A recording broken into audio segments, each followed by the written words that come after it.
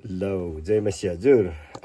यो भरपुर भन्ने जीवन भन्ने किताब छ अनि यो चाहिँ अहिलेसम्म 50,000 जतिले पढिसक्नु भएको छ नेपालमा। अनि यो किताब मैले चाहिँ 1999 तिर पाएँ। अनि म सुरुमा नयाँ विश्वासी थिएँ। यसले मलाई यति धेरै सहायता गर्यो म आफैलाई सिकाउनलाई, हुर्काउनलाई। अनि प्लस मैले मेरो चर्चको अगुवाहरूलाई यही प्रयोग गरेँ अनि उहाँहरूलाई पनि हुर्काउन सहायता भयो। यसमा चाहिँ 18वटा पाठ छ। अनि एउटा क्रिस्चियन भइसकेपछि उसले नसिकिकन नहुने, नजानिकन नहुने महत्त्वपूर्ण पाठहरू छ। यहाँ 18 पाठमा पहिलो पाठ चाहिँ नयाँ जन्म, पापबाट पश्चाताप, विश्वास र क्षमा, आज्ञा पालन, परमेश्वरको परिवार जस्ता पाठहरू यहाँ छ।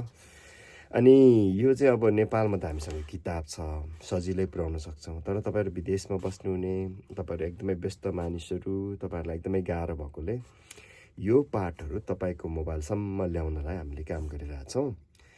अनि मोबाइलबाट सिक्ने कस्तो सजिलो जिन्दगी, कस्तो रमाइलो जिन्दगी है। त्यस कारणले थ्याङ्क यू तपाईँले यो पाठ पढ्नलाई छान्नु भएकोमा। अनि तपाईँ अगुवालाई पनि धेरै धन्यवाद, तपाईँले आफ्नो विश्वासीहरूलाई पढाउन छान्नु भएकोमा। मलाई विश्वास छ यसले एकदमै राम्रो काम गर्नेछ अनि तपाईँको मोबाइलबाट तपाईँले पढ्न पाउनुहुनेछ।